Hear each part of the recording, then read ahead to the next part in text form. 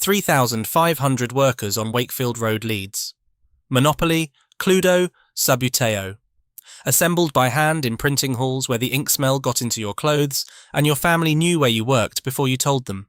During the war, a secret department behind the main presses printed silk escape maps for MY9, hidden inside Monopoly boards, smuggled into Nazi prison camps with compasses concealed in the playing pieces and real German banknotes layered under the paper money. Then the last Watson retired. The games division was sold to Hasbro for £50 million. Production moved from Leeds to Newport to Waterford to nowhere. The factory became a call centre. The Monopoly box now reads, Country of Origin, China. This is the story of a printing foreman from Brixton who built a Leeds empire by knowing his workers' names, a wartime secret kept for 40 years, and the century of skill and community that was erased when the family left the building and the spreadsheets took over. It is a story about what happens when 100 years of meaning meets a £50 million price tag. Chapter 1. Long John and the Actor. John Waddington was born in Bradford in 1867. Working class. Apprentice trained as a printer through the 1880s and 1890s. The Thoresby Society, Leeds' venerable local history group, the kind of institution that remembers what others forget, described him as Long John. Tall, mustachioed and notably no businessman. The description sticks because it's both affectionate and precise. Waddington could set type and operate a press. He could not, by most accounts, read a balance sheet without flinching. Around 1897, the exact date is genuinely disputed. His great-granddaughter Amanda Watson puts it at 1897, but it was clearly up and running by 1898. He established a small theatrical printing firm in Leeds, initially working from premises on Camp Road near what is now the University of Leeds. It was a modest operation. Playbills, posters, programmes. The kind of jobbing print work that kept a man fed but never made him rich. What made the venture unusual was his partner. Wilson Barrett, born William Henry Barrett on the 18th of February 1846, was not a printer. He was one of the most celebrated actors in Victorian Britain, a playwright, a theatre manager, a man who had run the Leeds Grand Theatre from its grand opening night in 1878 until 1894, and whose 1895 play, The Sign of the Cross, had been a genuine sensation. He was described by those who knew him as a colourful and larger-than-life character despite his small stature. Barrett was everything Waddington was not: flamboyant, famous, connected. The partnership made a certain kind of sense. Barrett had the theatrical connections, Waddington had the press and the technical skill. Together they printed colour playbills, souvenir albums, and programmes for Leeds' thriving theatre scene, a city with more live entertainment venues per capita than almost anywhere outside London. The work was good. The chemistry was not. The two men parted ways, according to every account, due to a clash of personalities. One imagines Long John's quiet, methodical temperament colliding with Barrett's theatrical self-regard across a cramped workshop, and the mutual conclusion that this could not continue. Barrett died in 1904. His contribution to what would become one of Britain's most important companies reduced to a footnote about a personality clash. Waddington carried on alone. It did not go well. By 1905, the firm was teetering on bankruptcy. The man who could not read a balance sheet had produced exactly the kind of balance sheet you'd expect. What saved him was not a sudden business epiphany, but the intervention of Frederick Ely, a bank manager at the National Provincial Bank. Ely did what bank managers occasionally did in that era. He looked at a struggling enterprise, saw potential beneath the chaos, bailed it out with capital, suggested forming a private limited company, and installed himself as chairman to make sure the money wasn't wasted. The first board meeting of John Waddington Ltd was held in January 1905 at Bond Street, Leeds. Waddington was managing director. H. M. Carter served as a fellow director. Ely kept his hand on the tiller. But capital and corporate structure couldn't fix what was fundamentally a management problem. Financial crises recurred, debts accumulated, and in March 1913, John Waddington resigned from the company that bore his name, leaving behind approximately £3,000 in unpaid obligations, a sum that in today's terms would barely cover a mid-range car, but which in 1913 was enough to sink a small firm entirely. He died in 1918. The company survived him. The name survived him. Everything that would make John Waddington Ltd extraordinary. The games, the wartime secrets, the 3,000 workers on Wakefield Road, the silk maps that helped men escape from prison camps. All of it happened after the man who founded it had been pushed out the door. Long John Waddington gave his name to an empire he never saw built. Chapter 2. The Foreman from Brixton. The man who did build it was not a Waddington. He wasn't even from Leeds. Victor Hugo Watson was born in 1878 in Brixton, South London, about as far from a Leeds printing works as the English class system could place a man. His father was a commercial traveller, originally from Yorkshire, and the family settled in Leeds when Victor was roughly 7 years old. His origins were humble in the specific way that Edwardian England understood humility. He married Ethel Dawson, a local woman, in 1902. They lived at Bellevue Place, then Ebor Place off Royal Park Road, taking in lodgers to cover the rent. Ethel's mother worked as a cleaner at Leeds Town Hall. Watson was hired as a lithographic printer and foreman at Waddingtons in 1908. He was 30 years old, energetic, ambitious, and fiercely, almost obsessively devoted to two things: the company he'd joined and the people who worked in it. 5 years later, when John Waddington resigned and the remaining directors gathered to discuss winding up the business, Watson did something that would define a century of Leeds industrial history. He convinced them to keep going, not with capital. He had none to speak of, not with a grand strategic vision. He simply argued, with the force of a man who had found the place he intended to spend his life, that the firm was worth saving. He would run it himself. He would make it work. The directors, presumably with limited alternatives, agreed. Watson became manager. The company limped forward. Then, on Good Friday 1915, the Elland Road factory caught fire and burned. What Watson did next tells you everything about his character. He did not convene a crisis meeting. He did not write to the insurance company. He walked out of the smouldering ruins, found another printing firm that was going out of business, and bought it the very next day. While the embers of Elland Road were still warm, Victor Hugo Watson had secured new premises and resumed operations. The Thoresby Society, with characteristic Leeds understatement, noted that he was undeterred. He became managing director in 1916 and joint managing director in 1921, when the firm was formally reincorporated as a private limited company. By 1928, Waddingtons had gone public, with Watson as managing director and the ever-present Frederick Ely still serving as chairman. But it was Watson who was making the decisions that mattered. His shrewdest came in 1922, and it was born from observation rather than genius. Playing cards had become enormously popular during the First World War. Soldiers in the trenches needed something to do during the interminable hours between bombardments, and a pack of cards was cheap, portable, and endlessly reusable. The market boomed, and in Britain, one company had it almost entirely to itself: De La Rue, the established giant of card manufacturing. Watson looked at that market and saw a gap not in demand but in imagination. De La Rue made fine cards, Watson would make beautiful ones.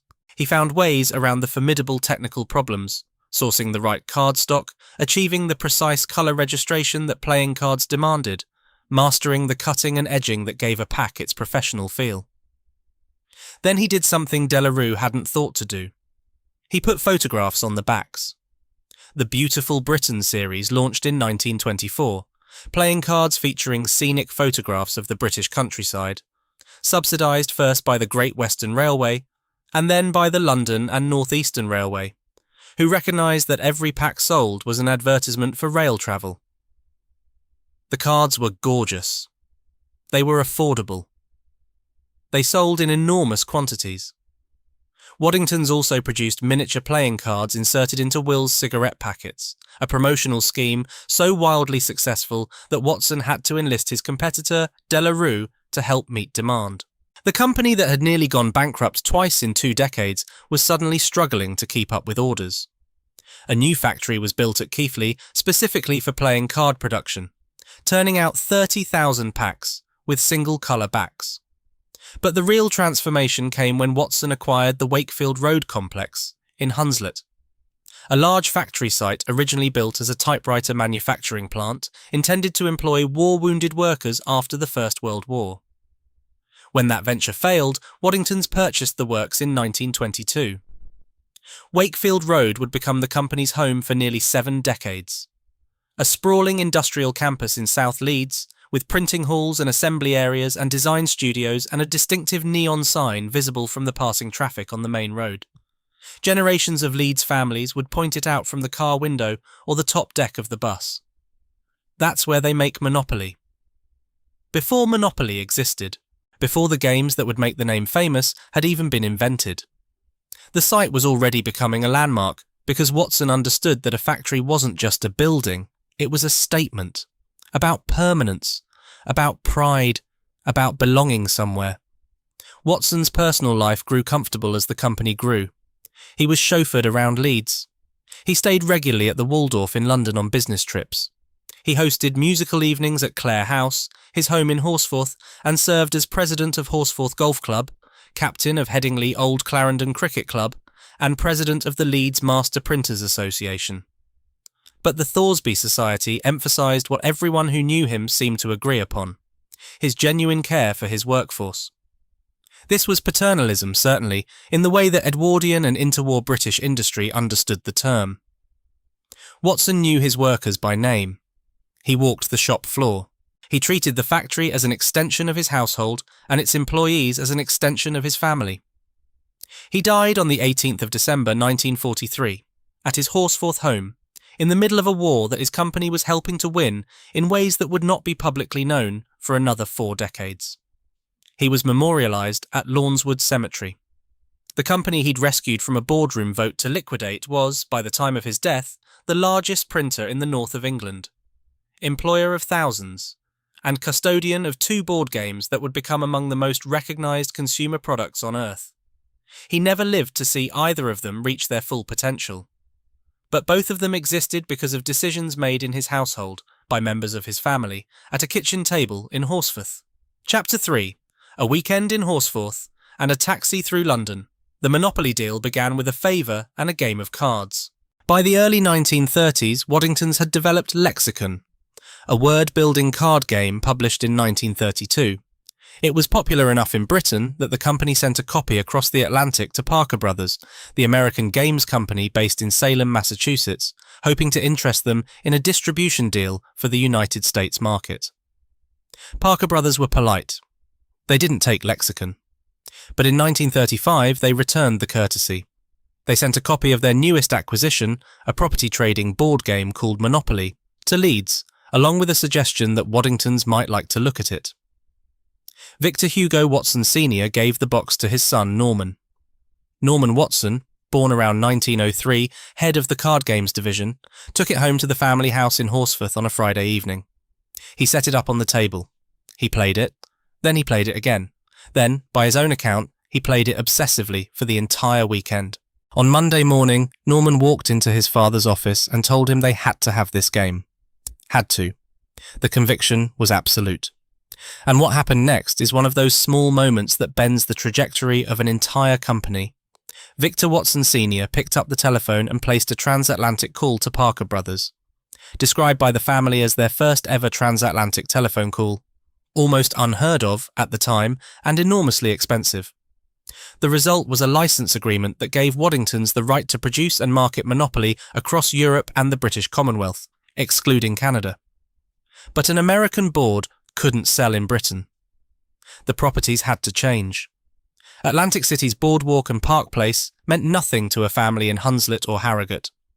So Victor Watson Sr. and his secretary, Marjorie Phillips, took the train from Leeds to London, arriving at St Pancras, and spent a day riding around the capital in a taxi, scouting streets. The properties they chose were not random. They were a deliberate map of 1930s London's social geography compressed onto a square board. Old Kent Road and Whitechapel for the cheapest squares, the poorest districts.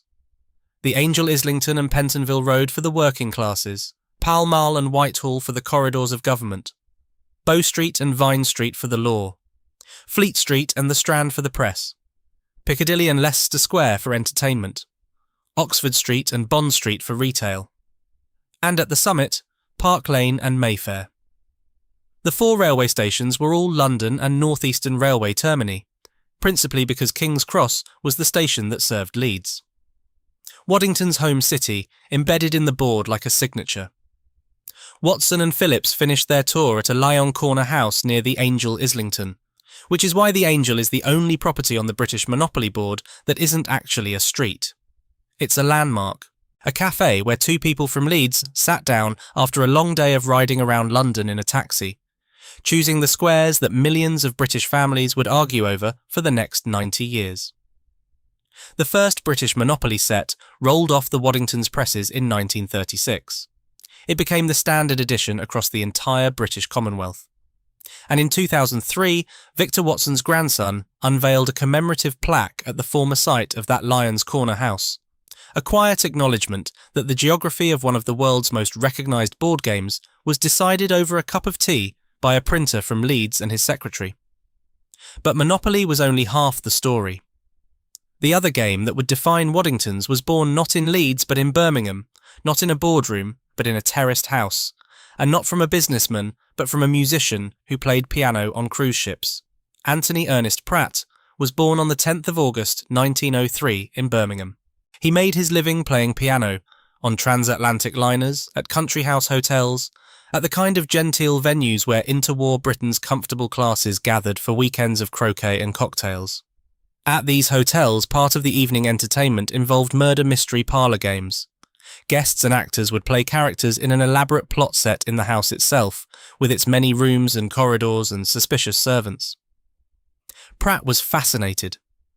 He was also a devoted reader of Agatha Christie and Raymond Chandler. The 2 obsessions fused. When war came, Pratt couldn't enlist. His eyesight was too poor. He worked instead as a machine tool fitter at C.O. Ericsson Engineering Works in Birmingham, manufacturing components for tanks, and participated in fire-watching patrols during the Birmingham Blitz. Between 1943 and 1945, in the evenings and on weekends, Anthony and his wife Elva designed a board game at their home at 9 Stanley Road, Kings Heath. The original title was simply Murder. Elva drew the board artwork. Anthony filed his patent application on the 1st of December 1944. The connection to Waddingtons came through Pratt's close friend and neighbour Geoffrey Bull, who had invented a board game called Buccaneer that Waddingtons published. Bull introduced Pratt to Norman Watson. In February 1945, Pratt demonstrated Murder to Watson at the Leeds offices, and Watson immediately saw the formula. A social deduction game with characters, weapons and rooms that created a different puzzle every time. Waddingtons made significant modifications. The name became Cluedo, a portmanteau of clue and ludo, the Latin for I play. The original 10 suspects were trimmed to 6. Colonel Yellow became Colonel Mustard. Nurse White became Mrs. White. An unexploded bomb and a red-hot poker were removed from the weapons list, which tells you something about what Anthony Pratt considered plausible murder implements. Secret passages were added. Card-dealing mechanics were changed. The patent was granted on the 1st of April 1947, but post-war material shortages, paper rationing, cardboard allocation, delayed publication until 1949. It was simultaneously licensed to Parker Brothers in America under the name Clue, because the wordplay on Ludo would mean nothing to an audience that didn't study Latin. And then came the moment that haunts the story. In 1953, Waddingtons told Anthony Pratt that Cluedo wasn't selling very well, particularly in America. They offered a one-off payment of £5,000 for the international rights. Pratt had a newborn daughter, Marcia. He needed the money. He accepted on the 14th of May, 1953. Multiple sources suggest Waddingtons was not being entirely truthful about the sales figures. Elva Pratt reportedly felt her husband had been swindled. Pratt used the £5,000 to buy a sweets and tobacco shop. Later, he moved to Bournemouth, worked as a solicitor's clerk, and essentially vanished from public life. When Waddingtons launched a campaign in 1996 to locate him for the celebration of the 150 millionth sale, they discovered both Anthony and Elva had died. Anthony on the 9th of April, 1994. Elva in 1990. A cemetery official found his grave. The tombstone read, "Inventor of Cluedo." £5,000 for one of the best-selling board games in history. Adjusted for inflation, roughly 110,000 in today's money. The game has now sold over 150 million copies. That arithmetic doesn't need editorial commentary. It speaks for itself. Chapter 4. The Secret Room on Wakefield Road. This is the chapter of the Waddingtons story that remained hidden for 4 decades. It is also the most extraordinary. In May 1940, a Birmingham-born eccentric named Christopher William Clayton Hutton, known universally as Clutty, was recommissioned as a captain and appointed technical officer to the escape department of MI9, the British Military Intelligence Division responsible for helping prisoners of war escape from enemy captivity. Hutton was 46 years old. He had spent the interwar years drifting through careers as a newspaper reporter and film publicist. But he had one qualification that no one else in British intelligence possessed: a lifelong, obsessive fascination with escapology. It had started in April 1913, when a young Hutton challenged the great Harry Houdini to escape from a wooden packing case. Houdini won, by bribing the carpenter to use trick nails. But the episode lit a fuse. For the next 3 decades, Hutton thought about escape the way other men thought about cricket or motor cars. How locks worked, how knots could be defeated, how concealment could be achieved inside ordinary objects. When MI9 needed someone to devise tools for escaped prisoners, Hutton was, improbably, the most qualified man in Britain. MI9 had been established in December 1939 under Brigadier Norman Crockett. Hutton's colleague Alfred John Evans told him the 3 essentials any escaped prisoner needed: maps, compasses, and food. Hutton could do nothing about the food. But maps and compasses, those were engineering problems. And engineering problems had solutions. The breakthrough came from a connection that seems, in retrospect, almost too perfect to be coincidental. Waddingtons was the only company in Britain that had mastered the technique of printing on silk, a capability originally developed for theatrical programmes and royal celebration materials. And the same company held the British licence for Monopoly, the most popular board game in the English-speaking world. The kind of item that a prisoner of war might plausibly receive in a care package without raising suspicion. Hutton put the 2 facts together. Maps printed on silk wouldn't rustle like paper. They wouldn't disintegrate when wet. They could be folded to almost nothing and hidden inside small objects. And if those objects happened to be components of a Monopoly set, the board, the playing pieces, the stacks of paper money, they could be delivered openly to prison camps through fictitious charitable organisations right under the noses of German guards who would see nothing but a board game. By 1941, the scheme was fully operational. Norman Watson, who was running Waddingtons during the war after his father's death, was the key company contact. An MI9 liaison officer named E.D. Alston, known around the factory simply as Mr. A, arrived at the works to place orders. A small, select group of employees, sworn to secrecy, bound by the Official Secrets Act, worked in what was described as a securely guarded and inaccessible old workshop within the Wakefield Road factory complex. A secret room known to very few, behind the presses where playing cards and board games emerged in their millions for the civilian market. The technical challenges were formidable. The rayon and silk had to be treated with barium tungstate to make the material opaque enough for double-sided printing. Too little treatment, and the silk wouldn't absorb ink properly. Too much, and the material stuck to the press rollers and tore. The ink was mixed with pectin to prevent it from running or washing out in water. After printing, the silk was oiled to make it waterproof. The cartography itself came from John Bartholomew and Son Limited of Edinburgh, who provided maps of Germany, France, Poland, Italy, Austria, Switzerland, Belgium, the Netherlands, the Balkans, Scandinavia, the Middle East and North Africa, and waived all copyrights for the duration of the war. Later series covered the Pacific Theatre, the Malay Peninsula, the Philippines, North Borneo. Inside the Monopoly boards, the concealment was meticulous. The cardboard base was carved with thin compartments, precisely fitted so that the items sat flush with the board surface. The paper playing surface label was then glued on top, producing a finished board indistinguishable from a regular set. Same weight, same depth, same feel. Hidden inside were folded silk escape maps, sometimes small enough to fit inside a playing token. Miniature magnetic compasses concealed within the metal playing pieces. Two-part metal files that screwed together.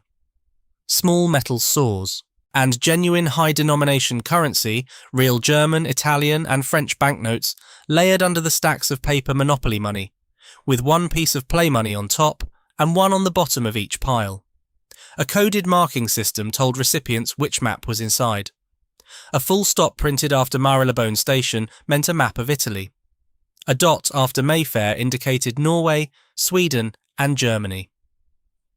After free parking, Northern France, Germany and its frontiers.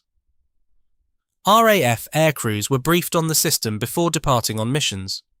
If captured, they were told, look for Monopoly games in care packages from specific charities. Those charities did not exist.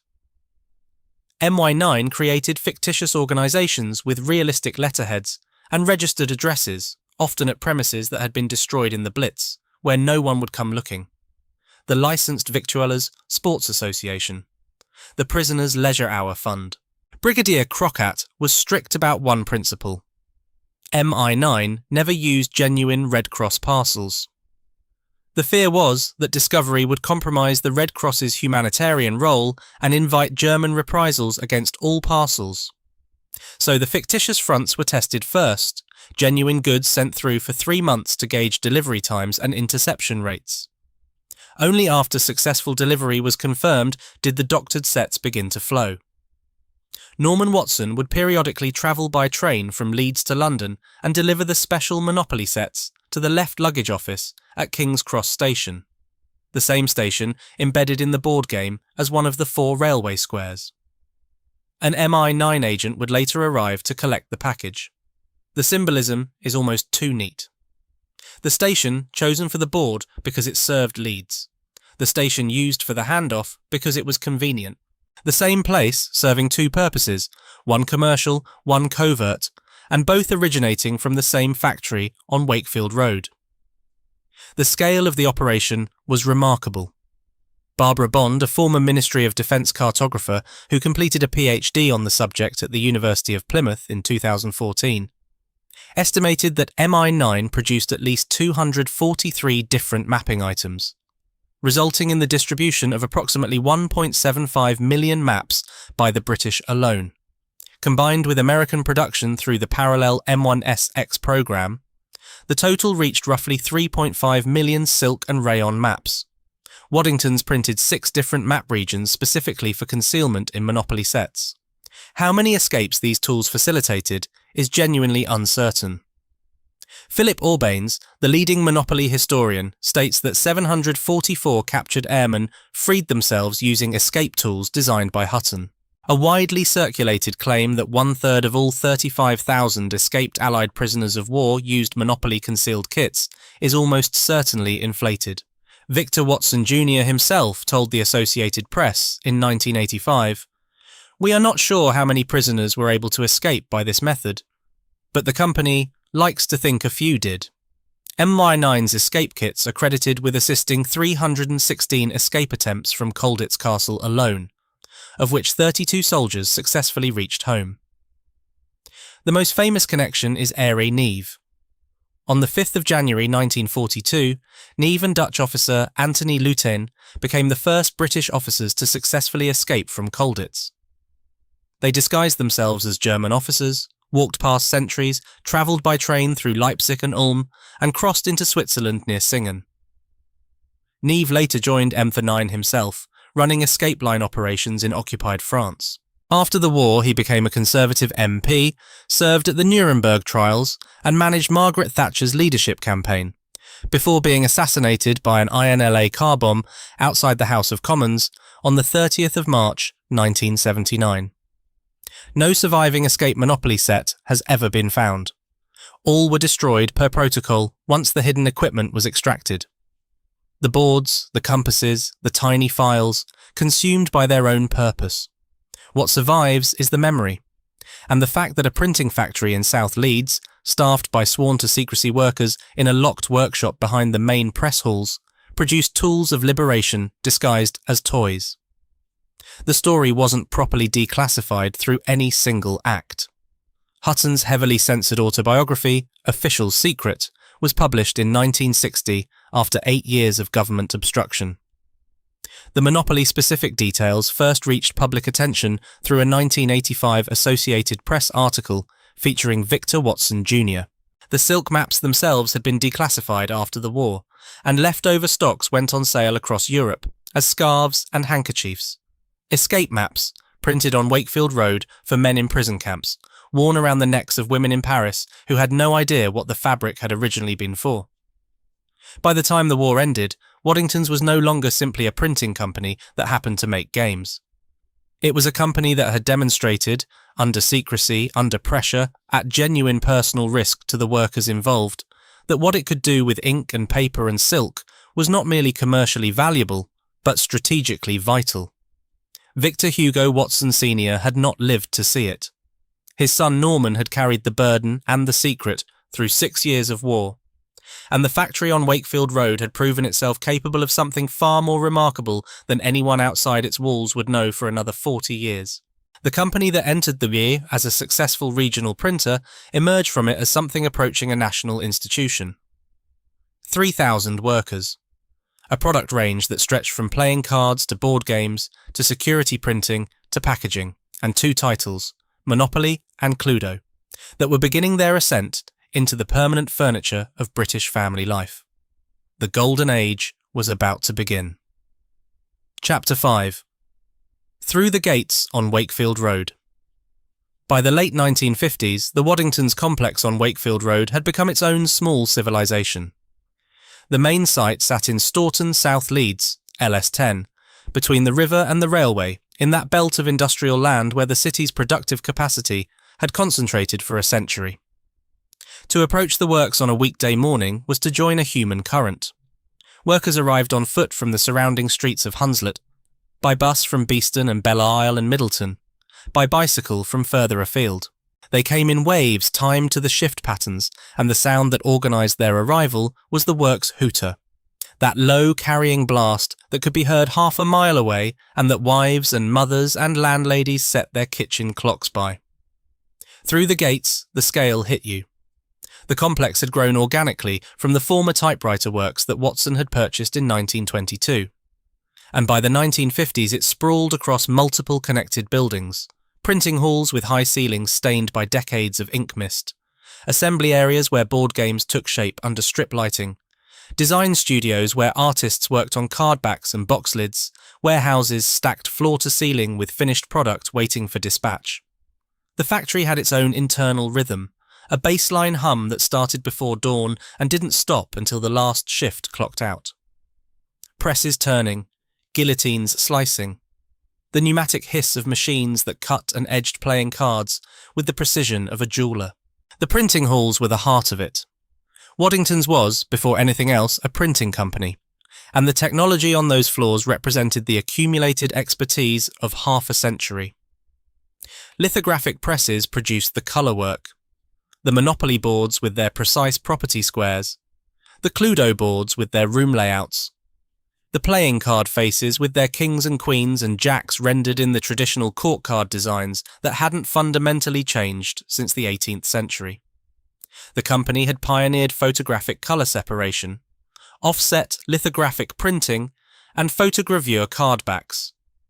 Technical innovations that meant the colour registration on a Waddington's playing card was as precise as anything produced anywhere in the world.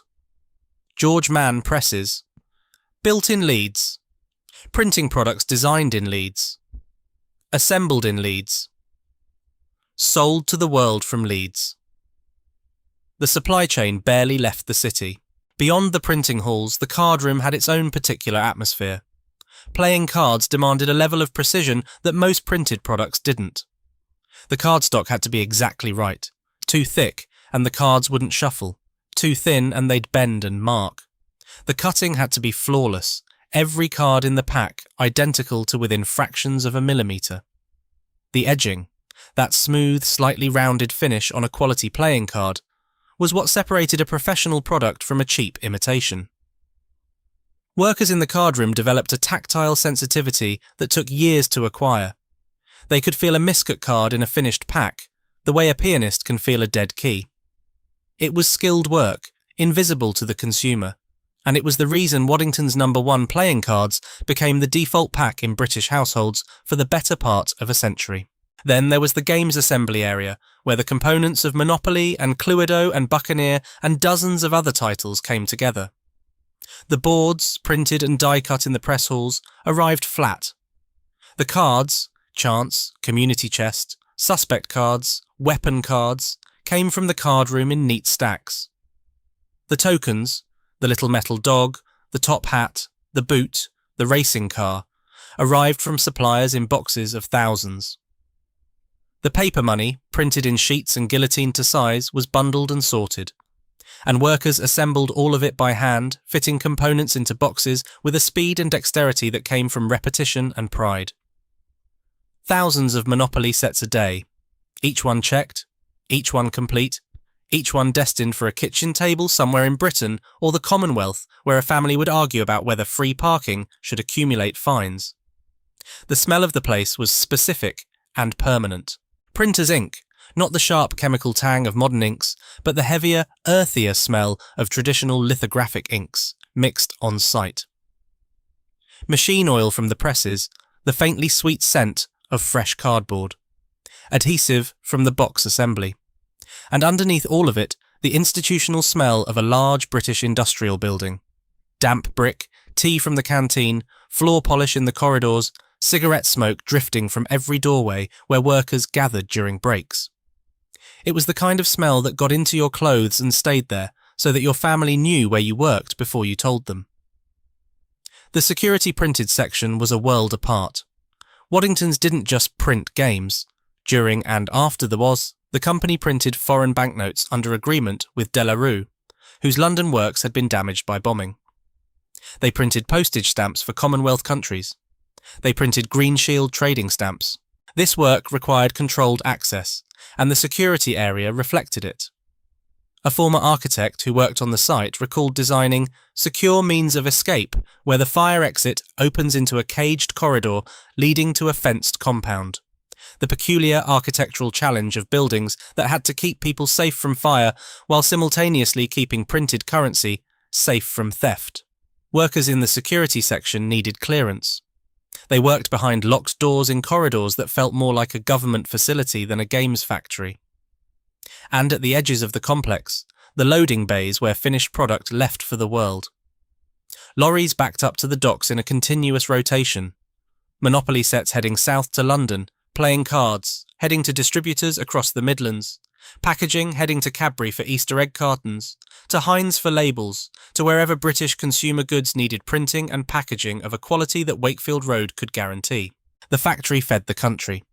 And the country, for the most part, had no idea that the Monopoly box under the Christmas tree and the Heinz label on the kitchen shelf came from the same complex in South Leeds. Chapter 6. The family that made the family's games. The company that made Monopoly understood something about employment that management textbooks never quite capture.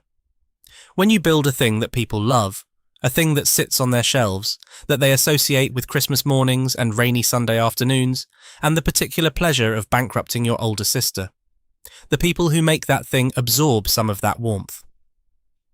The workers at Waddingtons weren't assembling widgets. They were assembling memories. And they knew it.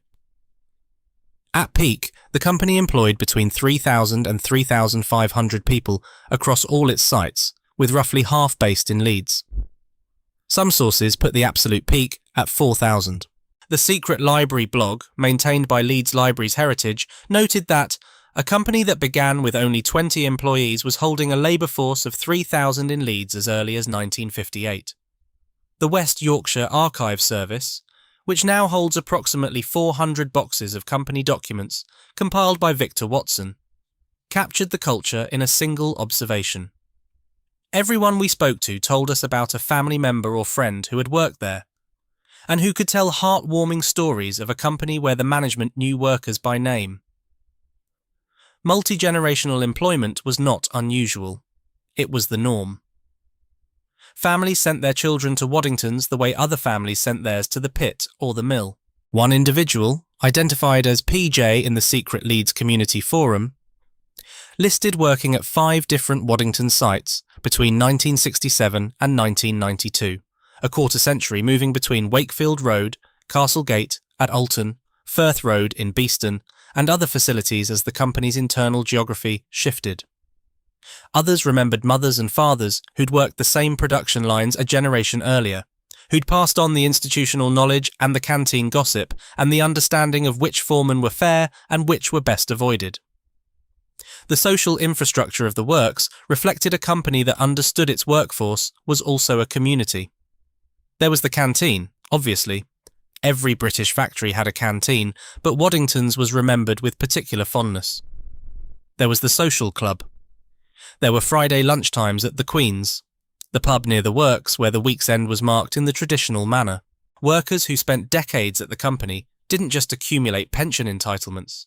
They accumulated friendships, relationships, marriages. The works was where you met people, where you found your crowd, where you built a life that extended well beyond the factory gates. The egalitarian streak that Victor Watson Sr. had established persisted through the generations. Its most vivid expression came on the 10th of December 1969, when the company opened a new factory extension at Woodlesford at a cost of £80,000. The ribbon was not cut by a dignitary. It was not cut by a board member or a local councillor or anyone whose name might impress a photographer. The ribbon was cut by Mrs. Florence Queenie Fields, a cleaner at the Staunton factory. Managing Director Victor Watson stood at her side and poured her champagne. A cleaner chosen to open an £80,000 facility with the boss pouring her drink. It tells you more about the culture of that company than any mission statement ever could. Victor Watson Jr., the grandson of the founder's rescuer. The man who would become chairman and fight off Robert Maxwell and eventually watch the company he'd given his life to be sold to an American corporation, started work at Waddingtons in 1951. On the shop floor sweeping up. His daughter Amanda recalled that he always claimed he was rather good at it. As an apprentice, he made little wooden houses for board games by hand. The future chairman of a company that employed thousands, who'd been educated at Bootham School in York and Clare College, Cambridge, where David Attenborough was a contemporary, and who'd served as a second lieutenant in the Royal Engineers, began his career pushing a broom and shaping tiny houses from blocks of wood. The Watson family didn't merely talk about knowing their workers. They'd been their workers. Women were integral to the production process, particularly in the games assembly and card finishing departments, where dexterity and speed were valued above physical strength. The war had accelerated their entry into roles previously dominated by men. The secret silk map workshop had included women among its sworn-to-secrecy workers. And by the 1950s and 1960s, women constituted a significant proportion of the workforce. Their contributions are less individually documented in the surviving records, which itself tells a story about whose names got written down in mid-century British industrial history. But they were there, in the card rooms and the assembly lines, and the company's product quality was as much their achievement as anyone's. The Plastona subsidiary across Wakefield Road manufactured plastic containers and packaging components. Satona produced orange juice cartons.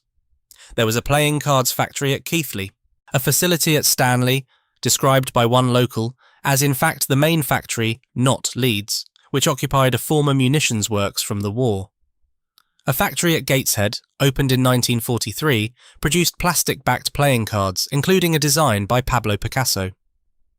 London sales offices operated from 22 Charing Cross Road. The constellation of sites meant that Waddingtons was not a single factory, but a networked industrial ecosystem, with Leeds at its centre and satellites across the north of England. The culture held because the Watsons held it. 3 generations of the same family. each with their own relationship to the workforce, each carrying forward the fundamental conviction that the people who made the product mattered as much as the product itself. Victor Sr. had established it, Norman had maintained it through the war, and Victor Jr. Sweeping floors in 1951, making wooden houses as an apprentice, rising through the company not by birthright alone, but by demonstrated commitment, would carry it into the 1980s and 1990s, until the day came when there were no more Watsons at the table, and the culture they'd built had no one left to defend it. Chapter 7. The largest printer in the north of England. What the outside world saw when it looked at Waddingtons was monopoly. The little metal dog. The paper money. The board with its colour-coded properties. Families arguing over hotels on Park Lane. Cluedo on Boxing Day. Buccaneer for the children. Subbuteo on the bedroom floor, acquired by Waddingtons in 1969 from its inventor Peter Adolph for £250,000. A flick football game that consumed the imaginations of an entire generation of British boys. What the outside world didn't see, what most people never grasped, even in Leeds, was that games never provided more than 15% of the company's total profit. Waddingtons was fundamentally a printing and packaging powerhouse that happened to have an extraordinarily famous games division. The games were the face. The printing was the body. The product range was staggering. Board games alone filled catalogues. Monopoly, Cluedo, Risk, Buccaneer, Totopoly, Careers, Diplomacy, Formula 1, Rat Race, Minor Million, Sorry, Boggle, Top Trumps, Blockbusters, the 1986 television tie-in, Wheel of Fortune, Lost Valley of the Dinosaurs, Escape from Atlantis. Playing cards, the ubiquitous Waddingtons No. 1, plus themed and advertising packs for every occasion.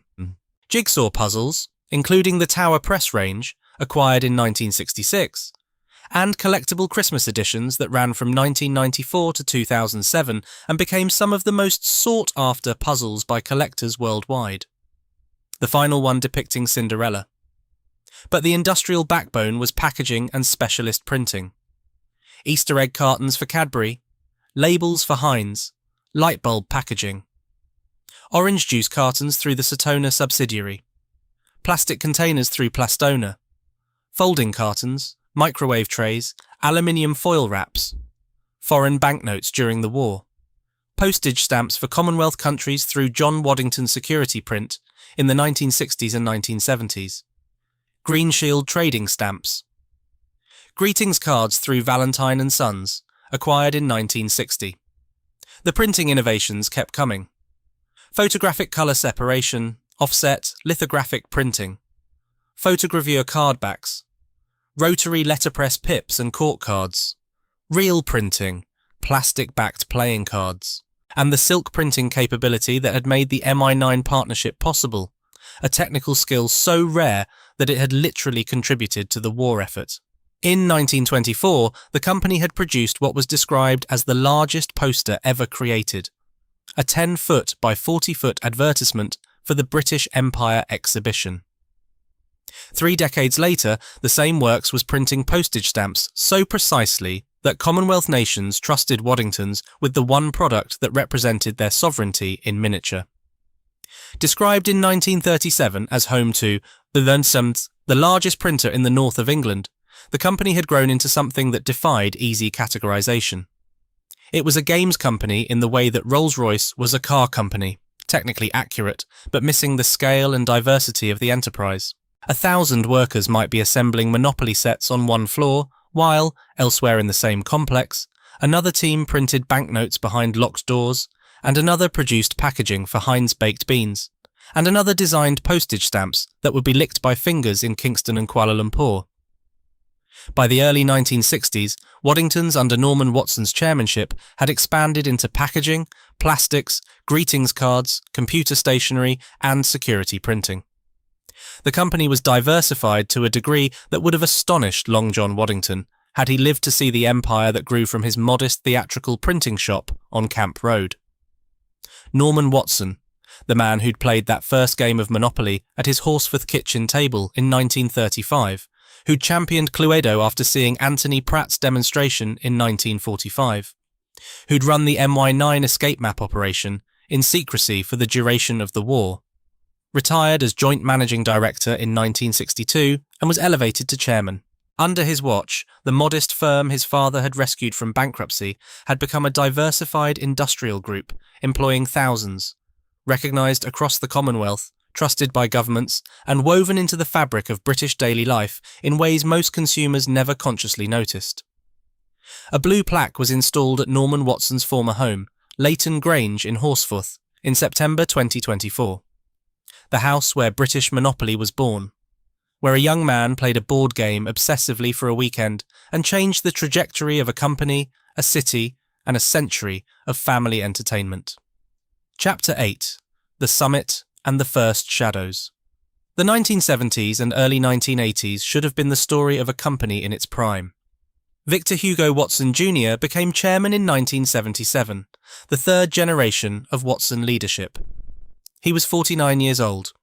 Cambridge educated, Royal Engineers trained and shaped by 3 decades at the company, from sweeping floors to running the board. His brothers served alongside him. Berwick Watson ran Waddington's games for approximately 7 years through the 1980s before dying. In the family's words, far too young. John Watson served as managing director of the games company, then left to become a member of Parliament before returning to the board as a director until around 1989. The family was embedded in the company like threads in a weave. The numbers, on paper, looked strong. 3,500 employees across the group. The games division producing millions of units annually, Monopoly alone had become one of the most recognised consumer products on earth. Played in over 40 countries, translated into dozens of languages, all from a licence secured by a transatlantic telephone call 4 decades earlier. Cluedo had sold over 150 million copies. Subbuteo was shifting 150,000 sets a year. Playing cards remained a staple. The packaging and printing divisions served blue-chip clients. Revenue was healthy. The Watson name carried weight in Leeds, in the industry and in the city. But standing at that summit, the cracks were already there if you knew where to look. Games never constituted the financial core, always under 15% of profit. The public knew Waddingtons for Monopoly and Cluedo. The balance sheet told a different story, one dominated by packaging and printing revenues that were increasingly squeezed by cheaper imports and rising costs. The gap between brand identity and business reality was widening. The company that everyone in Britain associated with Christmas morning board games was, in financial terms, a printing company with a famous sideline. And printing companies in the Britain of the late 1970s and 1980s were fighting for survival. In 1980, the company lost money on an ill-fated video games venture, an attempt to ride the electronic entertainment wave that was already beginning to erode the market for traditional games. The same year, Waddingtons sold its Valentine's greetings card subsidiary to Hallmark. Diversification in reverse. Lines of business acquired with optimism in the 1960s being quietly shed in the early 1980s. Then Robert Maxwell arrived. In 1983, Maxwell, the Czech-born publishing magnate, Labour MP, and future fraudster whose body would be found floating in the Atlantic off his yacht in 1991, launched a hostile takeover bid for Waddingtons through his British Printing and Communications Corporation. Maxwell wanted Waddington's printing capacity. He wanted the packaging operations. Whether he wanted Monopoly and Cluedo or simply considered them a bonus is unclear, but the bid was real and it was aggressive. Victor Watson Jr. fought it personally. He visited major shareholders one by one, making the case for independence, for the company's value, for the Leeds workforce and the Watson legacy. His key ally was Neil Pullen, a Leeds property developer, who told him with Yorkshire directness, "Whatever it costs, Victor." The bid was defeated. Maxwell came back in 1984 with a second attempt. Watson defeated that one too. The share price, which had sat at 187 pence before the first bid, rose above 500 pence during the defence. Waddingtons remained independent. It was a victory. Watson had saved the company from a man who would later be revealed as one of the most spectacular corporate fraudsters in British history, a man who plundered his own employees' pension funds and died in circumstances that remain officially unresolved. The Maxwell bids were repelled, the Watson family's grip on the company held. But the bids had exposed something. Waddingtons was now visible as a target. The company's valuation, the price at which the market believed it could be bought, was now a matter of public record and public speculation. Corporate raiders had tested the walls. They'd been driven back, but they demonstrated that the walls could be tested. And the man who had driven them back, the man whose personal relationships with shareholders and whose family's accumulated goodwill had tipped the balance, was approaching retirement. Victor Watson Jr. was awarded the CBE in 1987. He served as High Sheriff of West Yorkshire in 1989–90. He co-founded the Leeds International Piano Competition. He was, by any measure, a pillar of the city's civic and cultural life. And in 1993 he retired from Waddingtons. The last Watson left the building.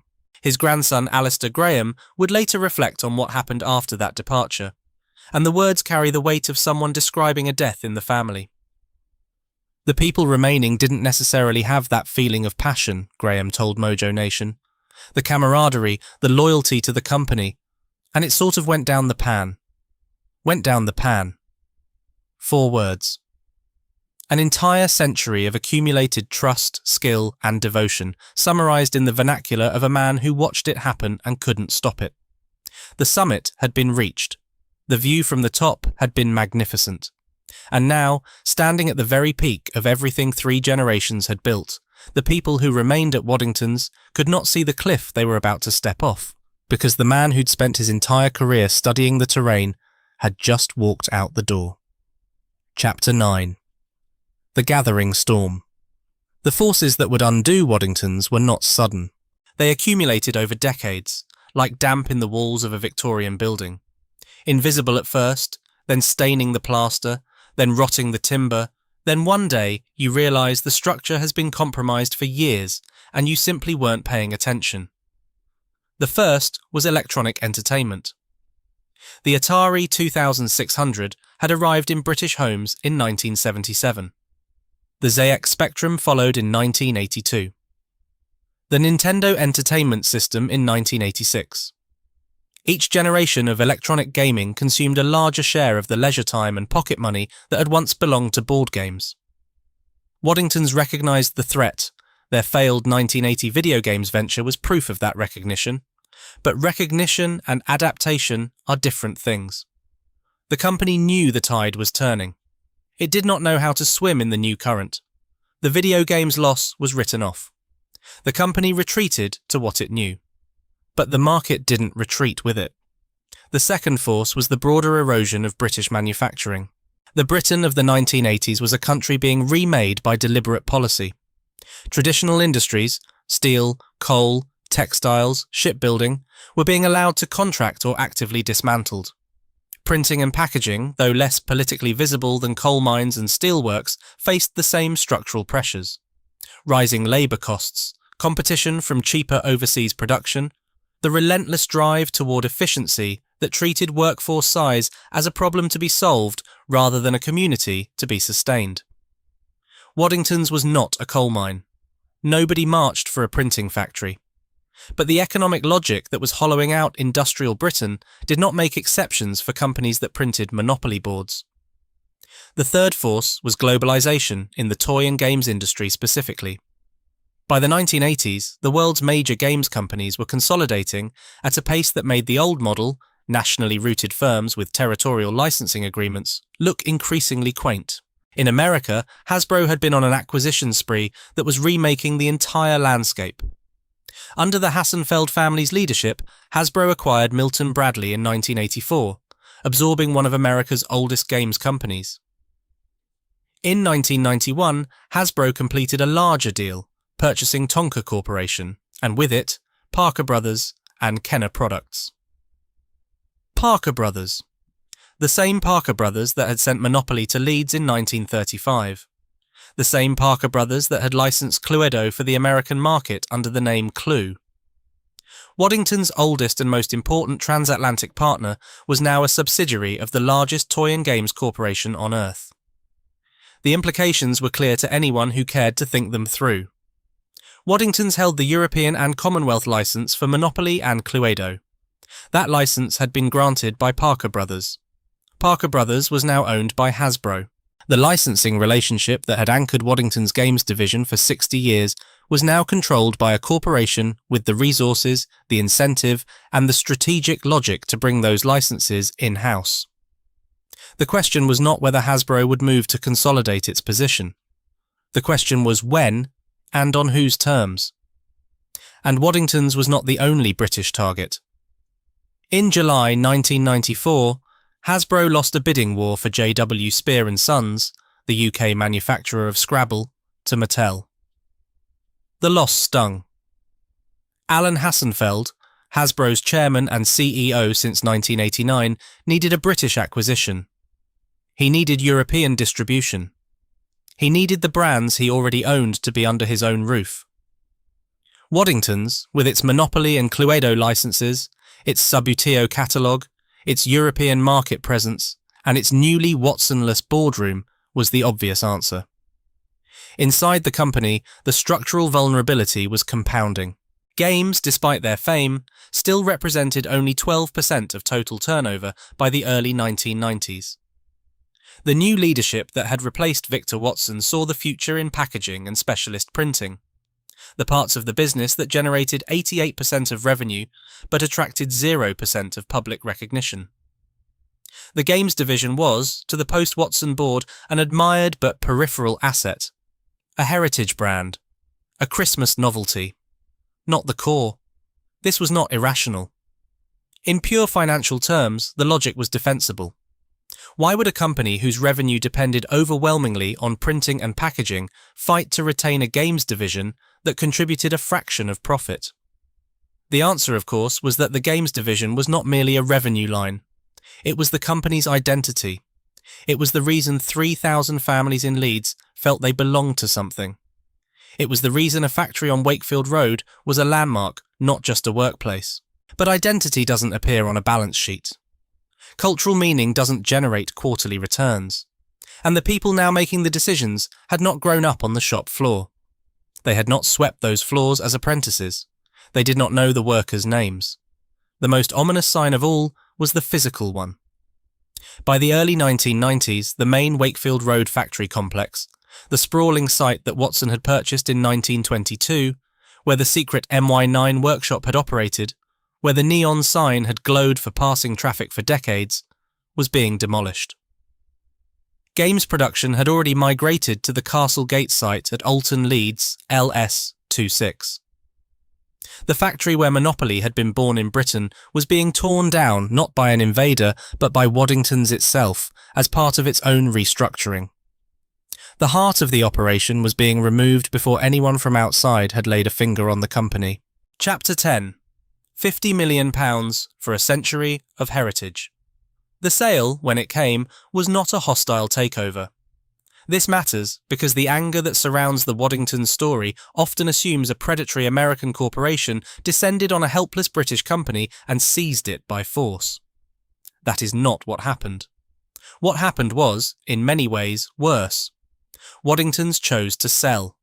The board, the shareholders, the leadership that had replaced the Watson family, they looked at the games division, assessed its value, and concluded that £50 million was an acceptable price for Monopoly, Cluedo, Subbuteo, Risk, and every other title that had defined British family entertainment for 60 years. The deal was announced on the 30th of November, 1994. Hasbro, under CEO Alan G. Hassenfeld, paid £50 million, approximately $78 million at the time. Only the games division was sold. The packaging and printing businesses continued as Waddingtons plc. The company had, in effect, sold its face and kept its body. Claire Palmer, later Mackenzie, served as Waddington's PR manager through the entire takeover process. She was there for the announcements, the press inquiries, the internal communications. Waddingtons were thrilled with it, she reflected years later. But now if you look at it, in the context of what Monopoly and Cluedo have done since, £50 million looks like an absolute bargain. An absolute bargain. The Monopoly brand alone now generates revenues that dwarf the purchase price many times over. The game has been licensed in over 100 countries. Special editions proliferate, city editions, film tie-ins, luxury versions, digital adaptations. Cluedo has been revived, reimagined, adapted for television, turned into a film franchise. The intellectual property that Waddingtons sold for £50 million has generated billions in the decades since.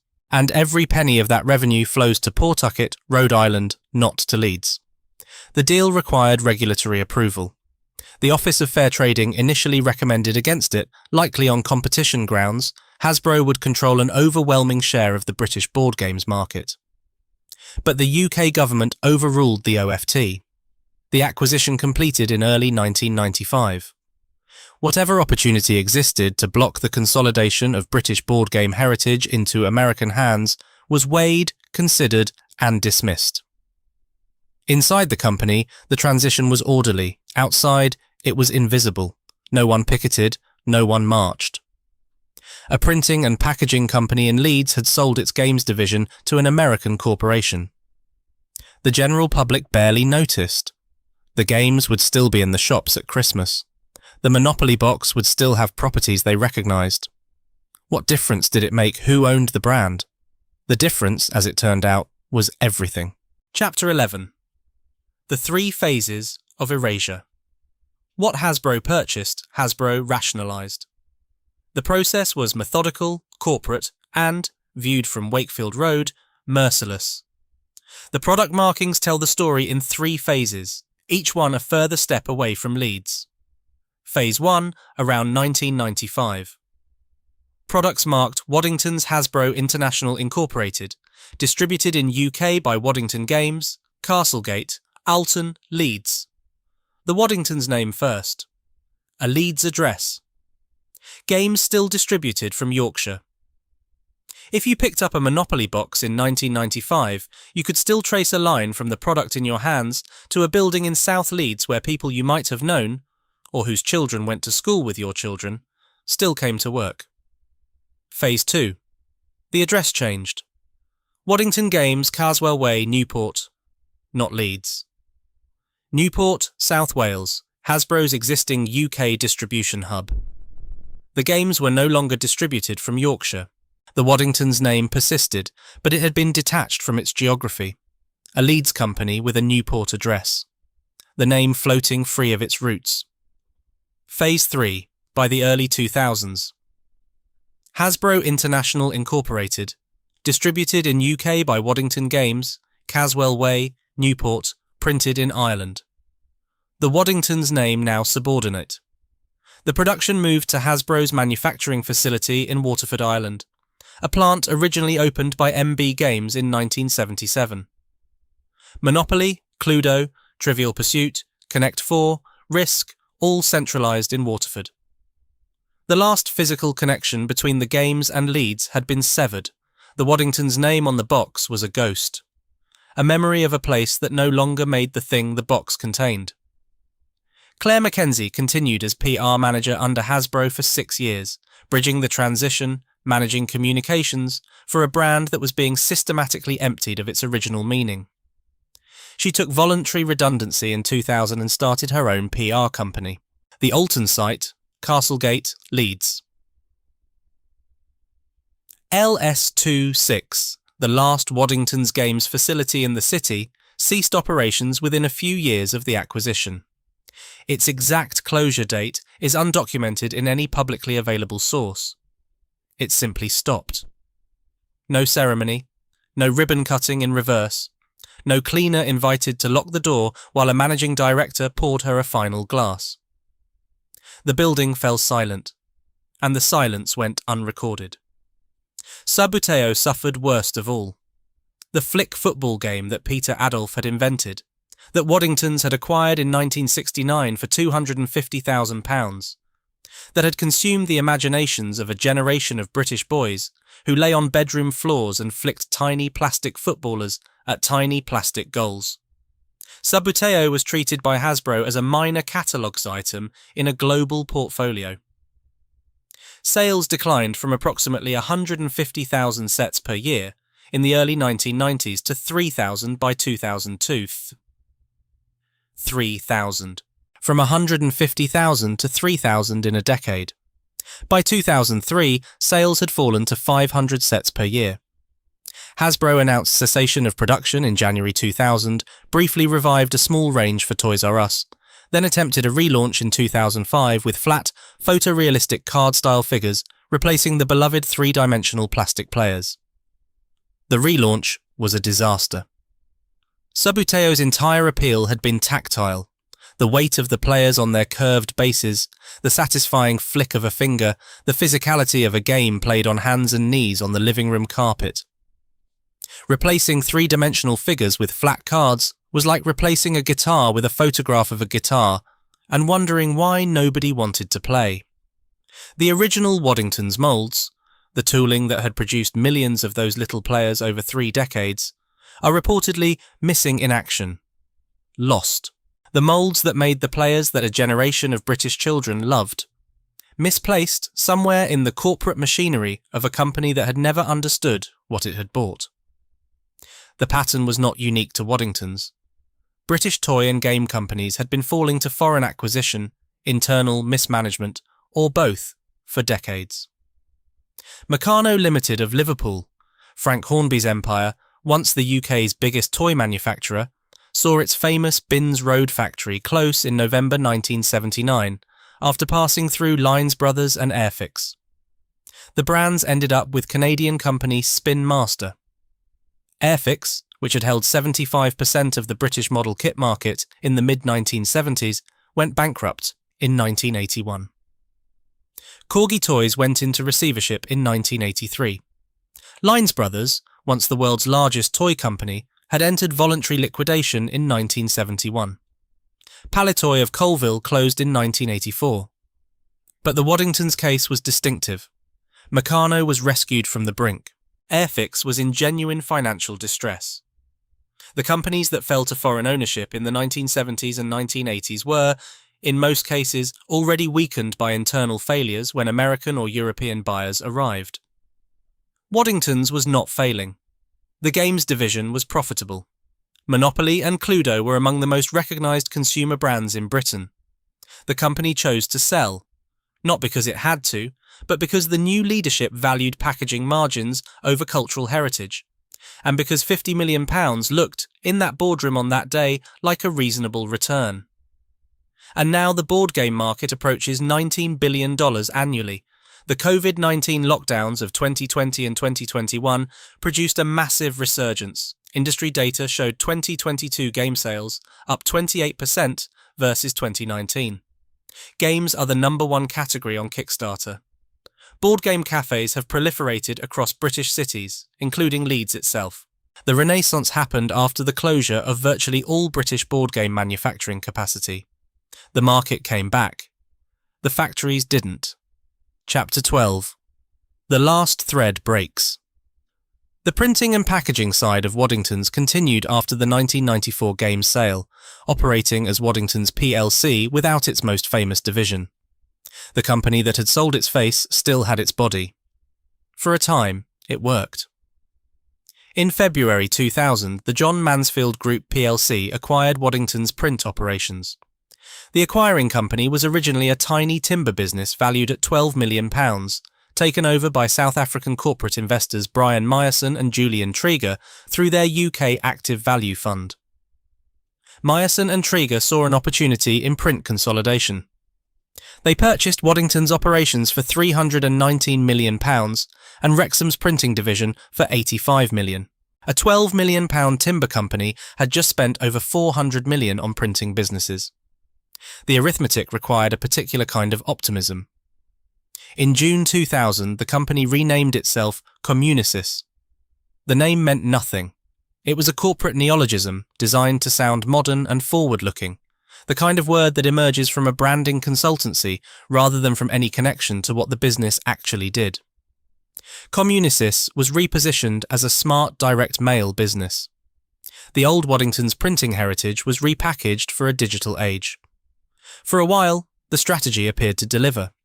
Communicis won contracts with major clients: Barclays, Sainsbury's, Lloyds. In 2002, the company acquired Centurion for £42 million, expanding capacity. It was a recognisable British corporate trajectory, aggressive expansion funded by confidence and debt, building market share, winning blue-chip names for the client list. The kind of story that looks impressive in an annual report and precarious in hindsight. Then the ground shifted.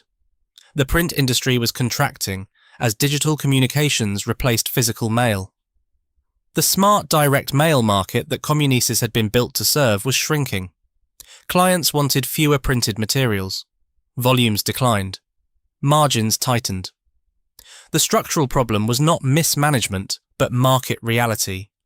A business model built on printing physical documents in an era that was abandoning physical documents. The same force that had made Waddington's games division seem peripheral in 1994, the belief that the future was digital, not physical, was now consuming the printing business that had been kept when the games were sold. In December 2018, Communicis was taken private through an acquisition by Japanese firm OSG Corporation and delisted from the stock market. The company vanished from public financial scrutiny. What happened next unfolded behind closed doors. A digital transformation program was launched in partnership with Tech Mahindra, the Indian IT outsourcer. The plan was to modernize operations, reduce costs, transition the business toward digital fulfillment. The execution was catastrophic. Internal assessments later acknowledged that the transformation proved more complex and costly than originally forecast. Systems failed to integrate. Costs escalated instead of falling. The efficiency program designed to save the business was actively damaging it. By August 2023, the situation was critical. 11 key customers, including Lloyds, Nationwide, TSB and Zurich, took the extraordinary step of providing over £21 million in emergency funding to keep the presses running. These were companies that depended on Communicis for essential printed communications, bank statements, insurance documents, customer correspondence. They were not investing in Communicis' future. They were paying to keep it alive long enough to find alternatives. It was not enough. On the 28th of December 2023, the day between Christmas and New Year, when the country was still digesting mince pies and watching television, when no one was paying attention, administrators from Interpath Advisory were appointed. 638 people lost their jobs, 256 in Leeds, 196 in Liverpool, 37 in Cramlington, 7 in Copley, 142 remote workers. CEO Phil Hogarth resigned the same day. The estimated deficiency was £258.3 million. The pension scheme, carrying a £20.8 million deficit, was headed for the Pension Protection Fund, the government safety net that catches workers when their employers' promises turn out to be worth less than the paper they were printed on. Which, for a printing company, carries its own grim irony. Part of the business was acquired by Paragon Customer Communications, saving 581 jobs. But the institution was finished. The last corporate thread connecting back to John Waddington's theatrical printing firm, the one established with Wilson Barrett in 1897, rescued by Victor Watson in 1913, transformed into a printing empire, trusted with wartime secrets, grown to 3,500 workers, sold piece by piece over 3 decades, had been severed.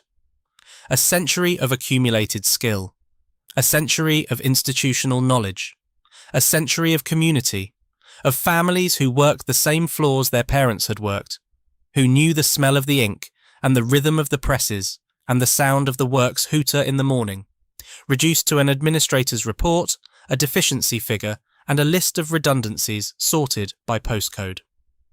Chapter 13. What stands where the presses stood? The Wakefield Road factory site is a call centre now. First Direct.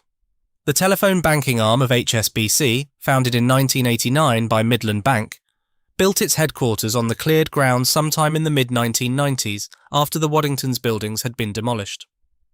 The address is 40 Wakefield Road, Staunton, Leeds, LS 103TP. The call centre has expanded at least once since its construction.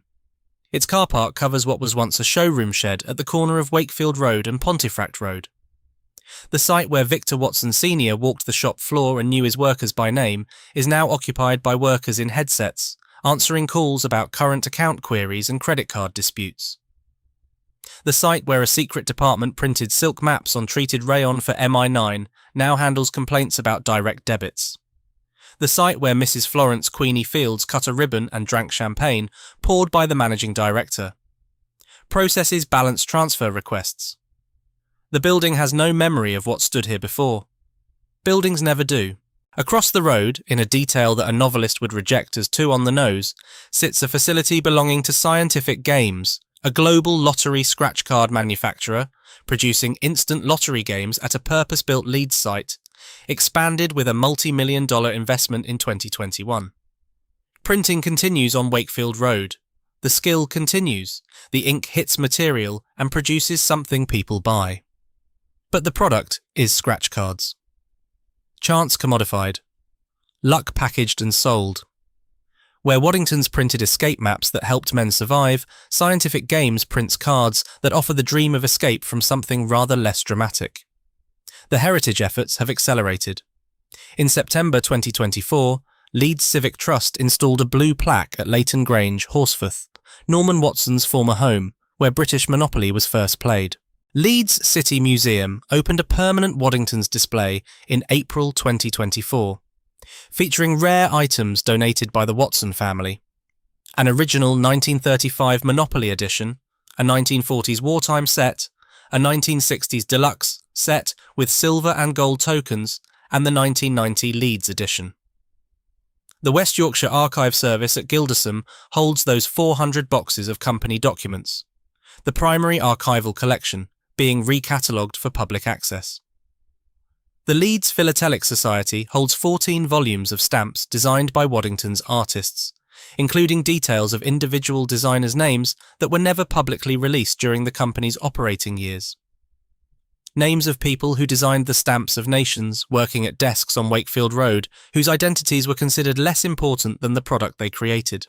The most spectacular commemoration came in the summer of 2024. The Monopoly Leeds Takeover, a world-first event that transformed Leeds city centre into a life-size Monopoly board from the 27th of July to the 1st of September. Over 500,000 people participated across 5 weeks, exploring 22 city centre locations. Footfall increased by up to 10%. The event generated a £6.6 million economic boost. The UK government's Pride in Place strategy cited it as an exemplary project. John Watson, the former managing director, appeared in a mini-documentary produced for the event.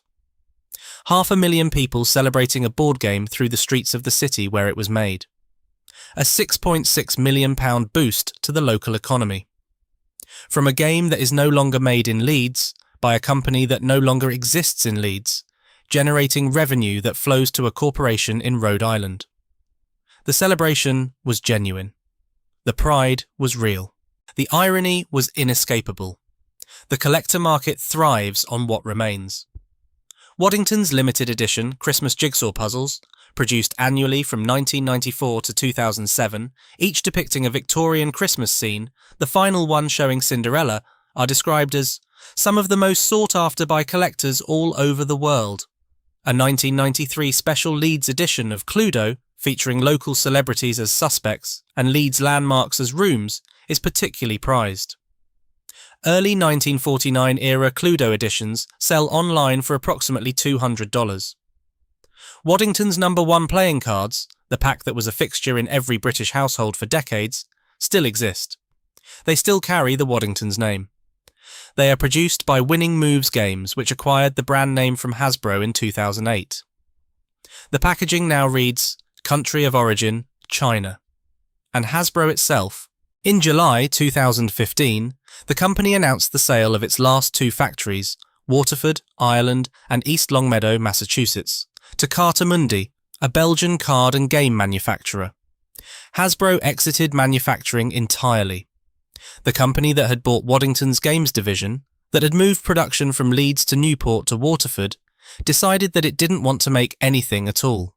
It would design, it would license, it would market. But the physical act of manufacturing, of printing boards and cutting cards and assembling boxes, the work that had sustained 3,000 families in Leeds, was beneath its interest. Then, on the 22nd of March 2023, Cartamundi announced the closure of the Waterford factory. 234 jobs lost. The reason given was structural overcapacity and reduced demand for board games globally post-COVID.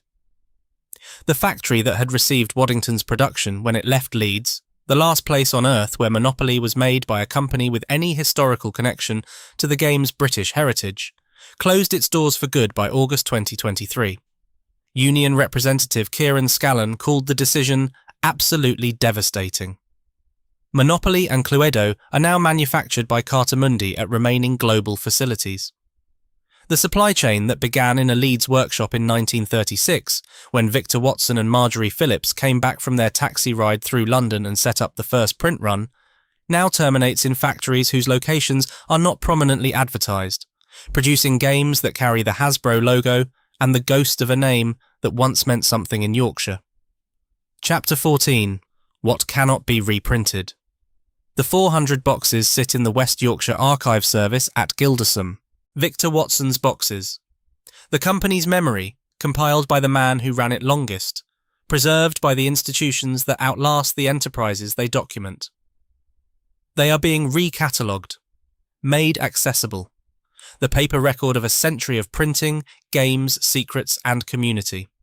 The silk maps are in museum collections around the world. The Australian War Memorial holds Pacific Theatre examples. British museums display European theatre maps.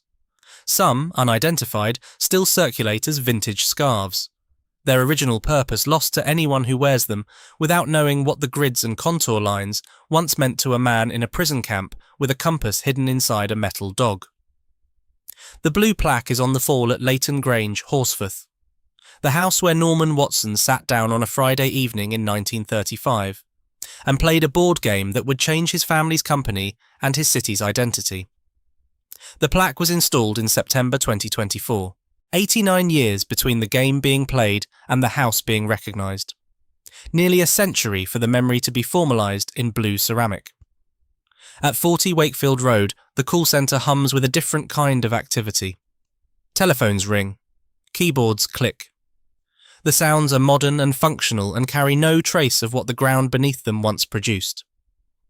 No one passing the building would know that this was the site of the largest printer in the north of England. That here, in a locked workshop, sworn to secrecy workers printed maps on silk that were smuggled into prisoner of war camps inside board games. That here, a man who started as a foreman built a company that employed thousands by knowing their names. In every charity shop in Britain, in every attic and every cupboard under the stairs, there are Waddingtons boxes. Monopoly sets with creased boards and missing hotels, Cluedo boxes with the corners soft from decades of handling. Packs of Waddingtons, #1 playing cards worn smooth by 1,000 games of rummy, still carrying the weight and the shuffle of a product made to a standard that justified the loyalty of 3 generations.